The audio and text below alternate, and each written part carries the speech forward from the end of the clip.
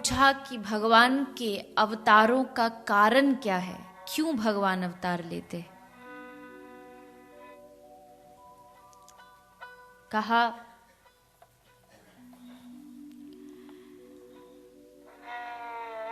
जीव को ईश्वर तक, भगवान तक जाने के लिए एक सीढ़ी है जिस पर चढ़कर के जीव परमात्मा तक, प्रभु तक पहुंच सकता है। उस सीढ़ी के सहारे भगवान को पा सकता है। ये सीढ़ी बनाई किसने है? बोले भगवान ने बनाई है, ताकि उनके भक्त उन तक पहुंच सके।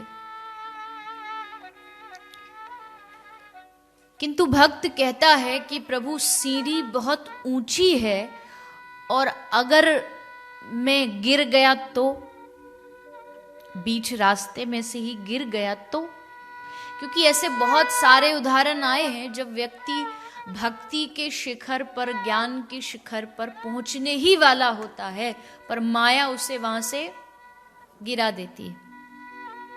तो भक्त कहता है अगर प्रभु मैं गिर जाऊं, लग जाए, भगवान कहते गिरो या मरो मुझे क्या पता, मैंने तो सीढ़ी बना दी।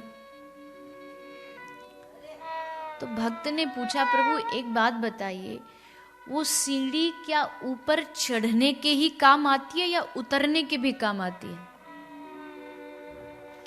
तो भगवान ने कहा सीढ़ी है तो उतरने के भी काम आएगी, अगर उस पर चढ़ा जा सकता है तो उतरा भी जा सकता है। तो भक्त ने मुस्कुराते हुए कहा तो ठीक है प्रभु, मैं वहां तक नहीं चढ़ सकता, कोई बात नहीं, पर आप तो सीढ़ी से उतर के नीचे आ सकते हो। मैं तुम तक ना पहुंच पाऊं कोई बात नहीं, पर तुम तो मुझ तक पहुंच सकते हो।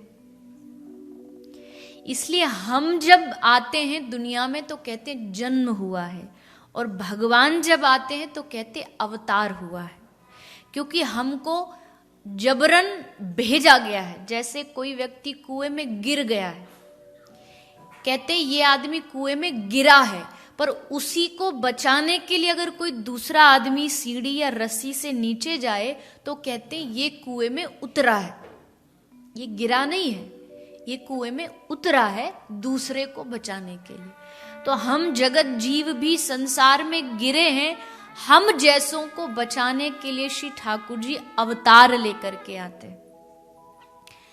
अलग अलग रूप में, समय अनुसार, काल अनुसार श्री प्रभु इस धराधाम पर अवतरण लेते हैं।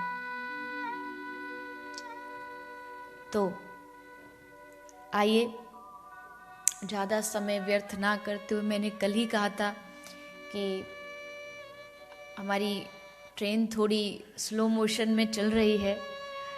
आज बहुत सारे प्रसंग हैं, कृष्ण जन्म की पूरी तैयारी है। आपके वस्त्रों और आपके चेहरों को देख के लग रहा है कि आप एकदम तैयार होके आए हैं कृष्ण जन्म के लिए। और जब आदमी उत्साहित होता है ना तो उसका चेहरा बता देता है कि उसके मन में कितना उत्साह है, कितना प्रेम है।